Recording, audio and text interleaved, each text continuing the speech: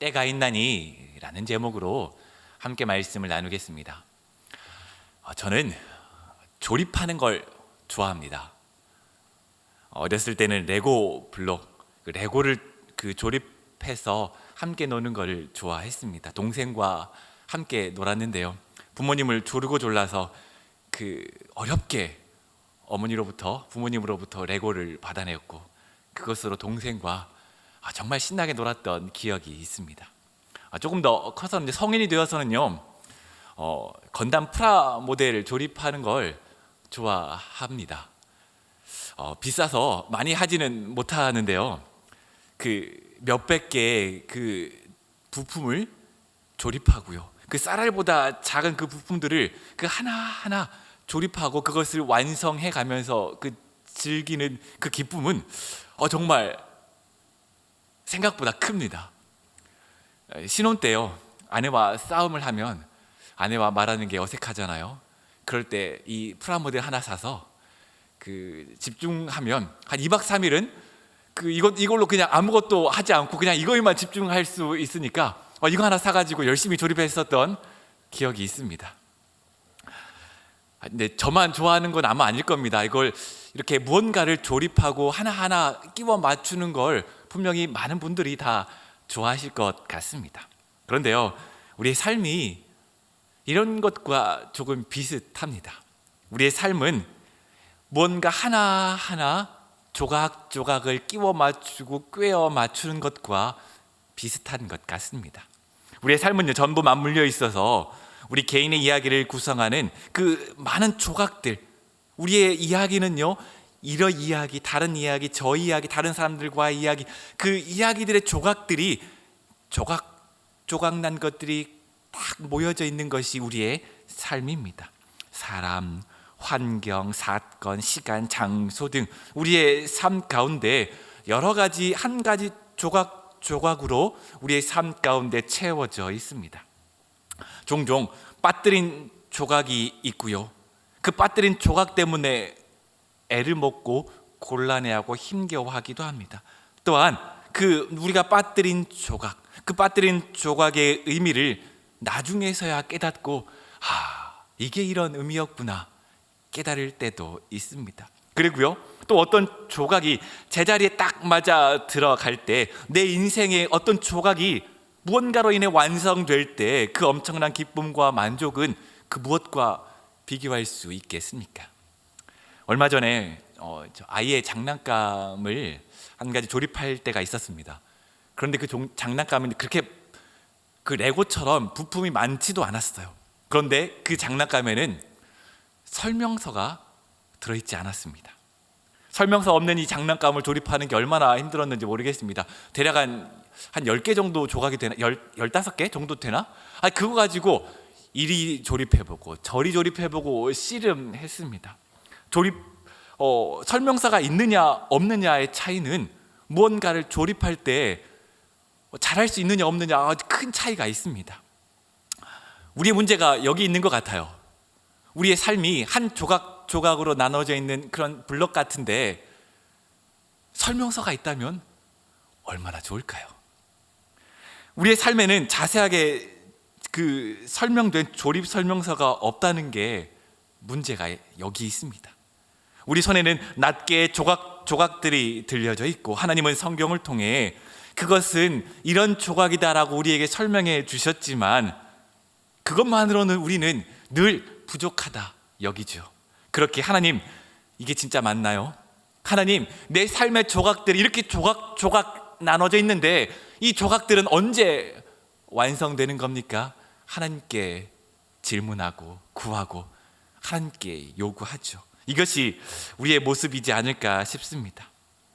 우리는 인생을 건설하고 어떻게 만들고 싶은지, 어떤 결과물이 나타나길 원하는지 우리는 명확한 상을 가지고 있지만, 내가 바라는 모습과 내가 만들고 싶은 모습과 내 가진 조각은 너무나 달라서 내가 가진 조각으로 내가 원하는 모습을 만들 수 없을 때 우리는 너무나 많은 어려움과 좌절을 겪습니다.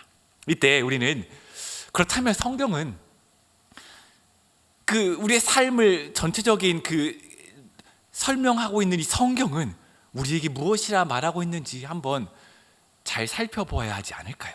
전도서 3장 우리 1절과 11절 말씀 같이 한번 읽어 보겠습니다. 시작.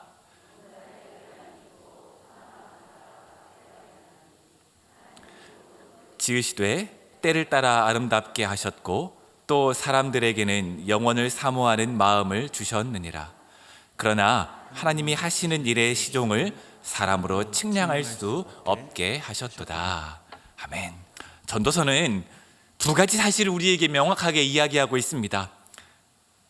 첫 번째는 때가 있게 하셨습니다. 하나님이 우리를 만드시고 우리의 삶에는 때가 있게 하셨습니다.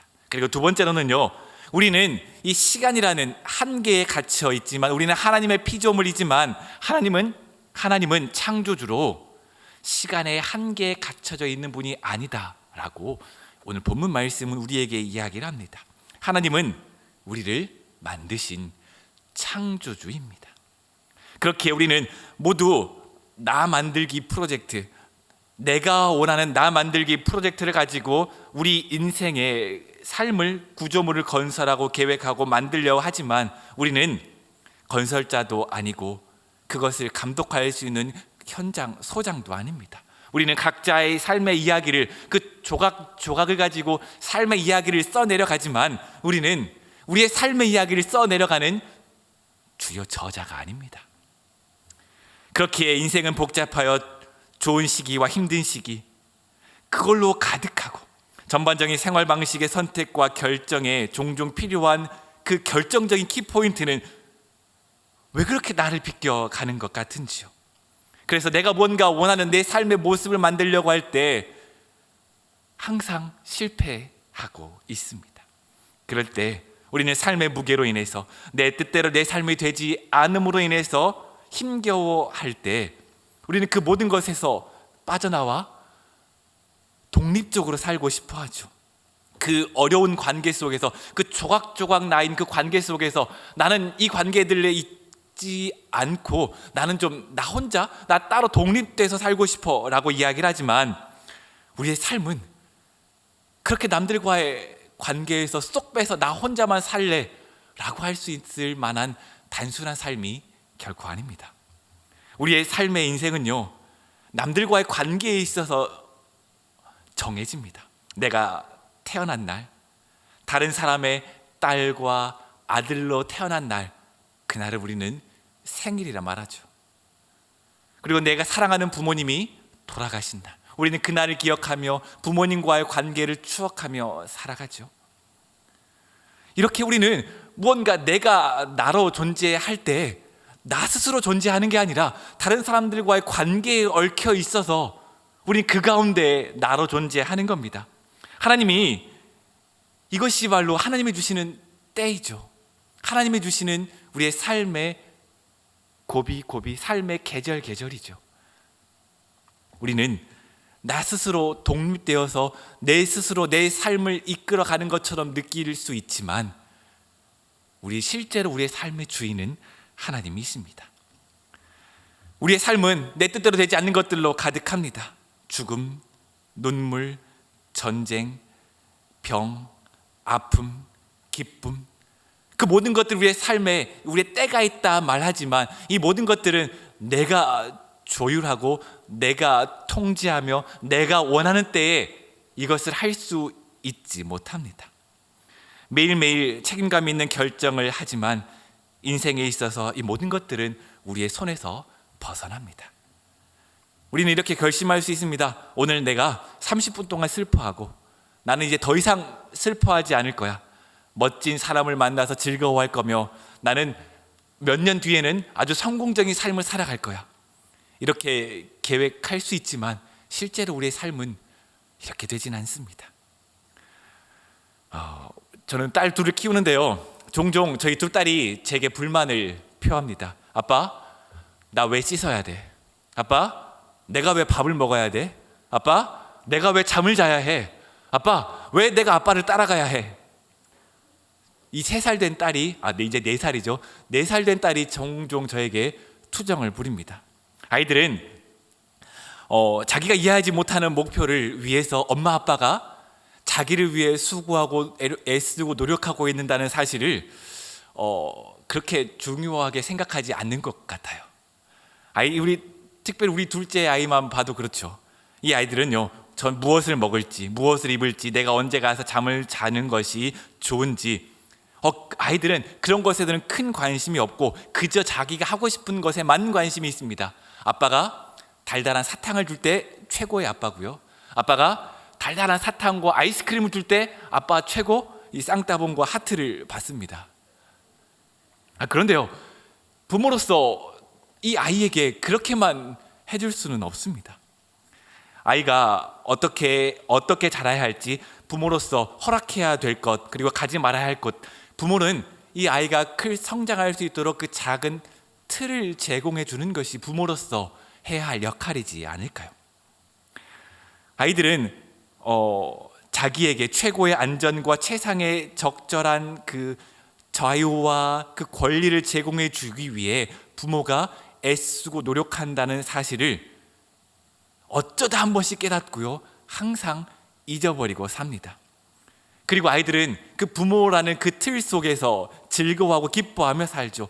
하지만 부모는 그 아이들을 키우기 위해 이 아이들을 한 아이는 학원으로 보내고, 한 아이는 학교로 보내고, 한 아이는 어린이집으로 보내면서 이 아이들을 언제 몇 시에 태우고 가고, 태워다 주고 태우고, 이 아이들 픽업해서 몇 시에 밥을 먹고, 언제 내가 저녁 준비를 해서 무엇으로 이 아이에게 밥을 줘야겠다라는 스트레스와 그 무엇으로 인해 그 밥을 준비할 것인지의 그런 염려에서 자유롭습니다. 하지만 부모는 그 큰 틀 안에서 이 아이를 키우고 있는 것입니다. 하나님도 우리의 삶 가운데 비슷하십니다. 우리는 우리를 향한 그 하나님의 그 큰 그림의 일부만 확인할 수 있습니다. 하나님은 친절하게도 우리의 삶의 큰 맵을 가지고 계시지만, 그 청사진을 가지고 계시지만 그것을 우리와 공유하진 않으십니다. 그리고 우리도 그 큰 그림을 이해하도록 만들어지지도 않았습니다. 우리가 처음부터 마지막을 볼 수 있고 수백 세대 말로 다 할 수 없는 슬픔과 그 모든 때를 우리가 알 수 있다면 우리는 우리가 아니라 하나님입니다. 스스로 존재하는 하나님입니다. 우리는 결코 하나님이 될 수 없습니다. 그렇다면 우리는 어떻게 살아가야 할까요? 그렇다면 우리는 이 때를 가지고 있는 이 피조물로서 우리는 어떻게 살아가야 할까요? 마태복음에 보면 18장 1절에서 3절까지 보면 이렇게 예수님께서는 말씀해 주시고 있습니다. 우리 같이 한번 읽어보겠습니다. 시작. 그때 제자들이 예수께 나와 이르되 천국에서는 누가 크니이까? 예수께서 한 어린아이를 불러 그들 가운데 세우시고 이르시되 진실로 너희에게 이르노니 너희가 돌이켜 어린아이들과 같이 되지 아니하면 결단코 천국에 들어가지 못하리라. 아멘. 어린아이들과 같이 되지 않으면 천국에 들어가지 못한다라고 말씀하시는데요, 이것은 다른 말이 아닙니다. 바로 하나님이 우리가 아이들처럼 되기를 원하신다는 거죠. 아이들은 자기가 볼 수 없는 것을 부모가 볼 수 있고, 자기들이 알 수 없는 것을 부모가 알기에 부모가 내 삶을 가장 좋은 길로 인도할 것이다 라고 신뢰하는 것입니다. 그것이 아이들이 가지고 있는 특성이죠. 예수님은 이것을 알고 계셨기에 너희들이 천국에 들어가기 위해서는 어린아이와 같이 너희 하나님을 신뢰해야 한다, 오늘 우리에게 이야기해주고 계십니다.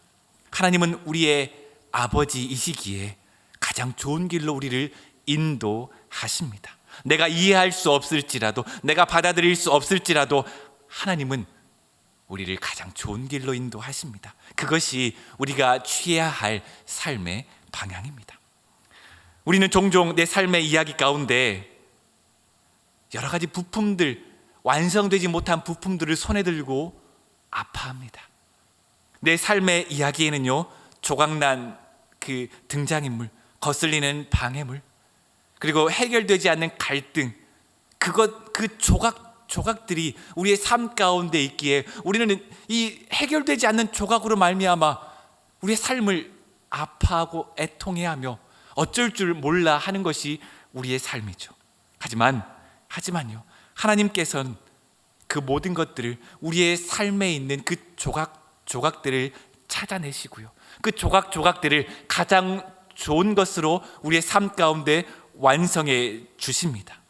우리 신실하신 하나님이, 그 영원을 살고 계시는 그 하나님이 우리의 삶을 인도하실 것이라는 신뢰는 우리의 삶 가운데 가장 중요한 것입니다. 하나님이 시간 밖에서, 우리가 이해하지 못하는 그 시간 밖에서 내 삶을 바라보고 계시며, 마지막에는 내가 가지고 있는 그 조각들, 내가 해결하지 못하니 조각을 완벽하게 맞추어 주실 것이라는 것을 우리는 신뢰할 때, 우리는 내 삶을 내가 뭐든 다 통제해야겠다는 그 압박감과 의무감에서 벗어나 우리는 온전히 하나님을 신뢰할 수 있습니다. 전도서의 메시지는 이겁니다. 전도서, 오늘 우리가 읽은 메시지는 이것입니다. 다른 어떤 것이 아닙니다. 삶의 좋은 때와 나쁜 때, 그 모든 것들이 있지만 우리는 이것을 통제할 수 있는 것이 아니며, 나의 고통에 대한 모든 해답을 아직 갖고 있지 않지만 하나님이 내 삶의 고통의 조각들을 해결해 주실 것이라는 신뢰, 여기에 이 전도서의 말씀의 핵심이 있습니다. 그렇기에 만사에는 때가 있습니다. 내가 이해하지 못할지라도 하나님의 때가 있습니다. 내가 겪는 시절이나 내가 겪는 계절이나 내가 가지고 있는 이 때가 내 것이 아님을 깨닫는다면, 하나님이 써가실 그 인생의 나머지 기록에 나를 하나님께 맡겨드릴 준비를 할 수 있습니다. 전도서는 이것을 우리에게 깨닫게 하며 기억하게 하며 하나님을 신뢰하게 합니다. 우리의 삶은 하나님의 창조물입니다. 우리의 창조물이 아닙니다.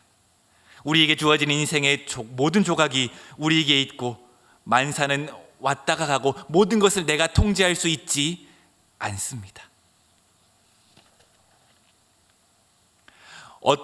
내 삶의 조각이 어디에 어떤 것이 있어야 할지, 어느 시점에 있어야 할지, 어떤 때에 있어야 할지 우리는 알지 못합니다.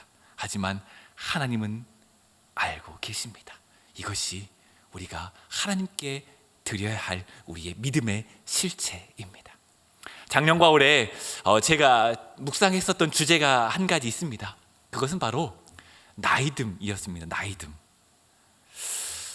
이거 젊은 내가 무슨 말이냐 하실 수도 있겠는데요, 저는 20대 때 운동을 참 좋아했습니다.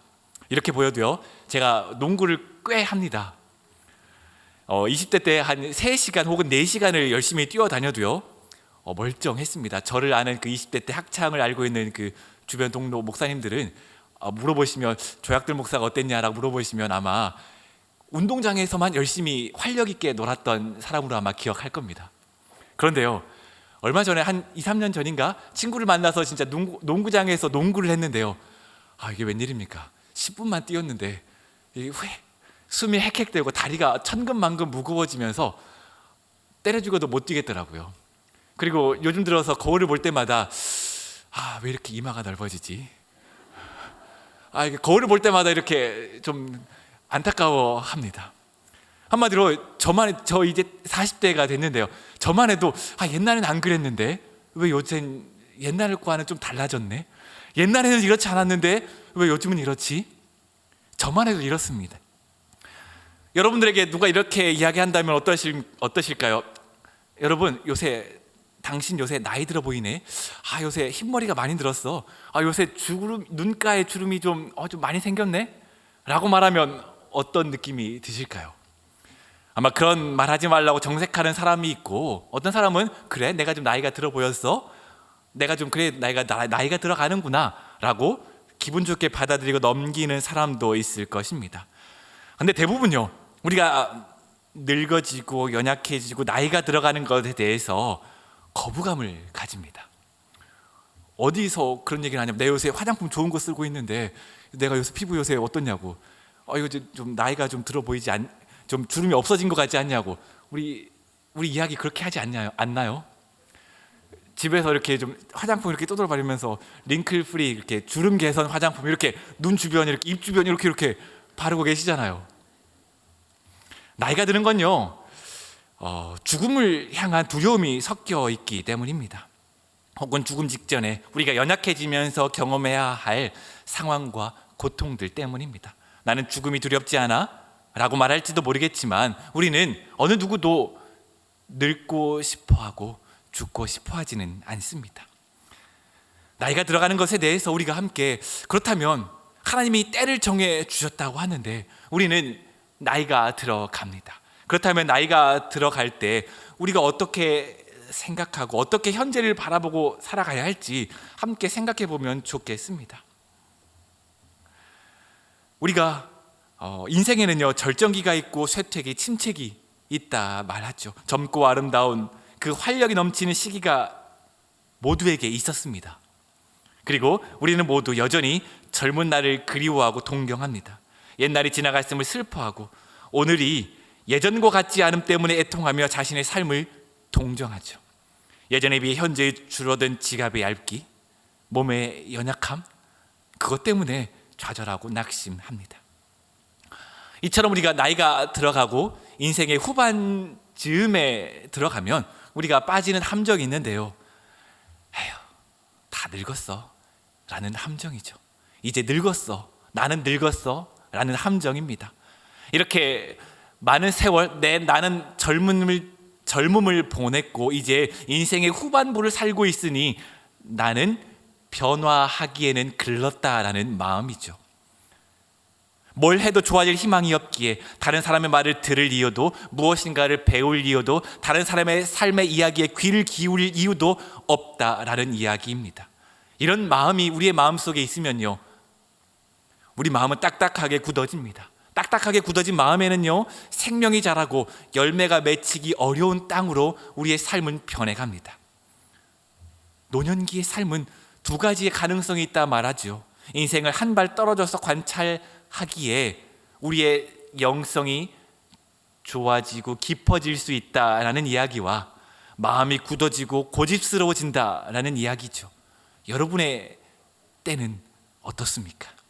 지금 여러분의 때는 어떻습니까? 나이가 들어가면 들어갈수록 여러분의 삶을 자세하게 관찰하고 관조하면서 여러분의 삶을 지혜롭게 받아들이고 있습니까? 아니면 나이가 들어가면 들어갈수록 여러분의 마음은 딱딱해지고 강팍해지면서 생명이 살아갈 수 없는 딱딱하고 강팍한 마음으로 변해가고 있습니까?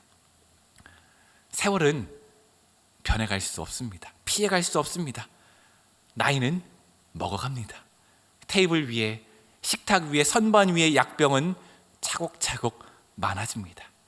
또렷했던 글자는 돋보기가 없으면 보기 힘들어집니다. 다리에 힘이 풀리고요, 예전에는 아무렇지도 않게 오르락내리락 했던 계단이 이제는 하나의 벽처럼 느껴집니다. 이것은 우리가 나이 들 때, 육체가 연약해질 때 겪는 어려움이죠. 조금 지연시킬 수도 있겠지만 그 누구도 피할 수는 없습니다. 겉사람이 쇠약해지는 것은 불편하고 서러우며 연약하고 낙심되는 일입니다.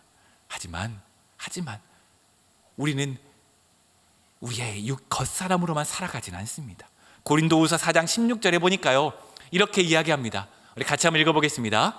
시작. 그러므로 우리가 낙심하지 아니하노니 우리의 겉사람은 낡아지나 우리의 속사람은 날로 새로워지도다. 우리의 속사람은 날로 새로워집니다. 육신의 연약함을 넘어 생명의 깊은 곳으로 나아갑니다. 우리의 몸의 약함을 통해 옛사람의 연약함과 생명의 허무함을 바라보게 하시고, 하나님은 속사람으로 말미암아 하나님을 바라보게 하시며 그 가운데 생명이 넘치게 하십니다. 아브라함과 모세, 갈렙, 다니엘은 노년에 하나님의 역사를 경험합니다. 하나님이 이 나이에 무슨 새로운 일이 있겠느냐라고 의심한 사라에게 생명을 잉태하게 하십니다. 우리에게 노년의 인생의 노년기는 그저 살아온 삶을 정리하는 시기가 아닙니다. 그저 자신의 연약함을 바라보고 한탄하는 시기가 아닙니다. 믿음이 완숙해지고 열매를 맺으며 날로 새로워지는 속 사람으로 말미암아 기뻐하는 시기입니다. 육신의 힘이 연약해지십니까? 하나님이 여러분과 함께하고 계십니다. 놀라운 생명으로 여러분의 가운데 함께하고 계십니다. 그렇다면 이 노년에 우리가 나이가 들면 들어갈수록 우리가 할 수 있는 일이 무엇이 있을까요? 어린이들을 향해서는 우리가 이렇게 말합니다. 이 애들 보면은 참 야무지고 똑똑하다라고 칭찬을 하죠. 그렇죠? 그런데 어른을 향해서는요. 우리 이 어른을 보실 때, 우리 이 어른을 볼 때 이 어른은 아주 맺고 끓음이 분명해. 우리 이 어른은 아주 똑똑해. 라고 말하면 칭찬일까요? 이 애기들을 향해서는요. 우리 애기 정말 똘똘하고 칭찬하고 야무져. 라고 하면 칭찬 맞아요. 그런데 어른을 향해서요. 우리 어르신은 정말 맺고 끓음이 완벽해요. 아주 그냥 확고하세요. 이게 칭찬일까요? 어른을 향해서 이게 칭찬일까요? 아니요. 어른이 되면요, 나이가 들어가면요, 우리 마음이 넓어져야죠. 다른 사람의 마음도 품을 수 있어야죠. 그게 어른 아닙니까? 우리가 다른 사람이 잘못하더라도 그 다른 사람의 잘못을 우리의 삶의 조각들, 우리의 과거의 인생의 조각들, 우리의 과거의 그 경험들 바탕으로 그것들을 품을 수 있고 그것들을 용납할 수 있고 그것들을 인정해 줄 수 있는 게 어른으로서 우리의 마음을, 삶을 넓혀가는 방법 아닙니까? 이것이 나이가 들면 들어갈수록 어른의 때에 우리가 할 수 있는 일입니다. 특별히 노년의 때 우리가 할 수 있는 일, 우리가 맺을 수 있는 열매가 무엇이 있을까요? 우리는 살아가면서 가장 가까운 사람에게 상처를 주기도 하고 상처를 입히기도 합니다. 깊이 사랑하는 관계일수록 상처는 오래가고 깊이 남죠. 사람은 모두 자신의 분노는 정당한 것으로 여기고요, 상대방의 분노는 불쾌하고 기분 나쁘게 여깁니다. 부모는 자녀에게 화를 내면서 네가 잘못했으니까 내가 화를 내는 건 정당한 거야 라고 이야기를 하죠. 하지만 그 분노는 어느 순간에 과도하고 폭력적인 방식으로 분출되기도 합니다. 그 분노를 표현하는 과정 가운데에서 우리는 사랑하는 사람들에게, 사랑하는 가족들에게, 사랑하는 이웃들에게 분노를, 상처를 주기도 합니다. 그렇게 우리는 우리의 관계, 우리의 삶의 아름다움이 서서히 망가져 갑니다. 우리가 읽지는 않았지만요, 다윗, 우리가 가장 좋아하는 인물 중에 한 명의 다윗에게도 아픔이 있었습니다. 아들들의, 그 자녀들의 문제죠. 다윗의 장자 암논은 그 이복누이 다말을 좋아했습니다. 그리고 그 다말을 꾀를 내 불러내고 강간합니다. 하지만 다윗은 장자 암논에게 그의 암논의 잘못을 묻지 않고 넘어가죠. 그리고 다말의 오빠 압살롬은 이 일로 인해서 그 분노를 마음에 쌓았습니다. 어떻게 아버지가 잘못한 일을 두고도 그렇게 넘어갈 수 있나? 라고 압살롬은 그 분노를 자신의 마음속에 쌓았습니다. 그 사건이 있은 지 2년 후에 압살롬은 양털 깎는 시기에 잔치를 열고 자신의 그 왕자들, 형제 자매들을 초청합니다. 그리고 그 자리에서 그 원수 암논을 죽이고 어머니의 고향 그술로, 그 이방 땅으로 도망갑니다. 시간이 지난 다윗은 압살롬을 생각하며 그가 돌아오기를 바라죠. 압살롬이 돌아왔지만 하지만 다윗은 그 아들 압살롬을 만나주지 않았습니다. 그를 그의 집으로 돌려보내고 자신의 얼굴을 볼 수 없게 만듭니다. 다윗은 자신의 아들이었던 이 압살롬을 사랑하고 그리워하며 자신의 장자 암논을 죽인 압살롬을 미워했습니다. 다윗의 침묵에 압살롬은 마음에 큰 상처를 입고 아버지를 향해 분노를 품습니다. 우리는 세월이 해결해 준다 하지만 이처럼 가족들 간에 불화를 방치하면 병이 됩니다. 다윗의 분노는 정당했을지 몰라도 그의 침묵의 처벌, 그의 얼굴을 보여주지 않고 관계를 끊는 그 처벌은 아들의 마음을 완전히 빗나가게 해버립니다. 사랑이 표현되지 않았던 그 사랑, 아들을 사랑했지만 그 표현되지 않았던 그 사랑은 그 압살롬의 마음에 독이 되어버렸습니다. 만약에 다윗이 압살롬을 불러 그의 마음을 들어주었다면 어떻게 되었을까요? 내가 너의 마음을 이해한다. 암논에게 했던 그 일은 너무나 화가 난다. 하지만 너의 마음은 내가 이해하마. 도망가서 2년 동안 얼마나 많이 고생이 많았니? 나도 너를 보고 싶었다 라고 말하며 다윗이 압살롬에게 그런 일을 했다면, 그 화해를 했다면 어떻게 되었을까요? 하지만 다윗은 자신의 잘못을 직면할 만한 용기가 없었습니다. 자신이 암논을 벌하지 않았던 그 자신의 잘못, 또한 자신이 사랑했던 그 아들이 자신에게 했었던 그 잘못을 직면할 용기가 없었습니다. 결론은 어떻게 됩니까? 압살롬은 반란을 일으켜 죽고 맙니다. 사무엘하 18장 33절을 보면 이렇게 말하죠. 내 아들 압살롬아, 내 아들아, 내 아들 압살롬아, 차라리 내가 너를 대신하여 죽었더라면 내 압살롬, 내 아들아, 내 아들아, 이렇게 말합니다. 살인을 저질러도, 아비의 등에 비수를 꽂아도 압살롬은 아들이었습니다. 그렇게 사랑했지만 관계를 끊고 맺음, 그 자녀를 향한 그 끊고 맺음을 정확하게 하지 못했고, 자녀를 향해 용서와 인정을 하지 못했기에 압살롬과 다윗의 관계는 파국으로 끝이 났습니다.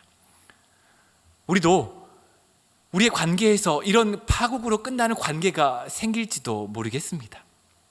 하지만 우리가 노년의 시기에, 나이가 들어가면 들어갈 때 우리에게 필요한 것은요, 바로 자녀들을 향한, 우리의 사랑하는 사람들을 향한 용서와 인정입니다. 네가 이렇게 잘못했어? 네가 이만큼 잘못했으니까 나도 너를 보지 않을 거야. 네가 이만큼 잘못한 만큼 나도 너에게 똑같이 복수할 거야. 이런 우리의 마음은 우리의 삶에 있어서, 하나님과의 우리와의 관계에 있어서 우리의 삶의 마음밭을 풍성하게 가꾸어 주지 못합니다.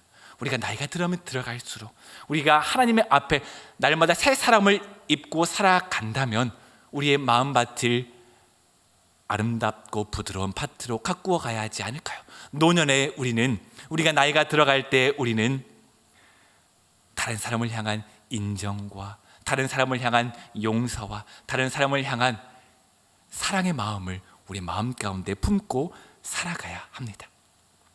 나이가 들어가면 들어갈수록요, 우리는 무언가 줄어듭니다. 체력이 떨어지고요, 돈도 떨어지고요, 기억력도 떨어집니다. 하지만 우리가 힘없고 경제적인 여유가 없다 할지라도 우리가 우리의 자녀들과 우리의 친구들과 우리가 사랑하는 사람들에게 줄 수 있는 귀한 선물이 있습니다. 그것은 바로 그들을 향한 용서와 그들을 향한 인정과 그들을 향한 사랑입니다. 오랫동안 딱딱한 굳어진, 오늘 영하 20도 같은 그 땅바닥 같은 딱딱한 바닥 같은 굳어진 관계들이 있습니까? 아직 늦지 않았습니다.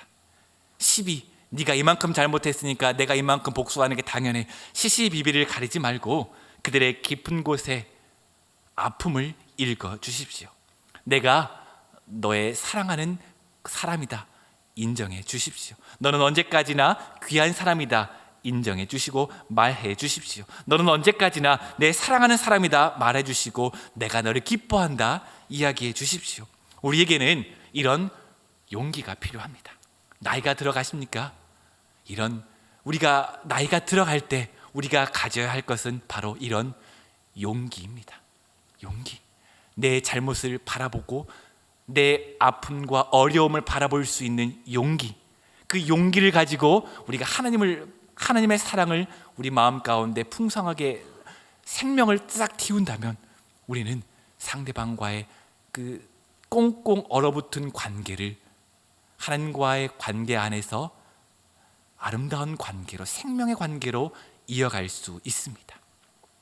우리의 삶을 향한 우리의 태도, 이렇게 가꾸어 가셨으면 좋겠습니다. 난 나이가 많아, 나는 늙었어, 나는 건강이 안 좋아, 나는 경제적인 형편이 어려워. 아니요, 지금 이때 여러분만이 누릴 수 있는 그 풍요로움이 있습니다. 여러분의 오늘은 하나님이 주신 선물입니다. 그 선물을 누리며 기뻐하며 여러분만이 할 수 있는 새 사람으로 날로 새로워진 그 복을 누리시길 간절히 소망하고 축복합니다. 때가 있습니다. 여러분, 그 때는 내가 정하는 것이 아닙니다. 그 때는 하나님이 정하십니다. 그 때를 하나님이 정하신다는 것을 우리는 알기에 하나님이 정하신 때 안에서 용기를 가지고 여러분의 삶을 직면하고 다른 사람들과의 관계를 그 안에서, 관계 안에서 풍성한 생명을 누리며 살아가십시오. 그것이 하나님의 때 안에서 지금 이 시간을 살아가는 우리가 살아가야 할 길입니다. 우리 기도하겠습니다. 살아계신 하나님, 성령께서 우리에게 빛을 비추사 지혜와 통찰을 허락하심을 구합니다. 이 계절, 이 겨울의 계절, 딱딱함의 계절을 살아가고 있는 우리를 향한 하나님의 사랑을 발견하게 하옵소서.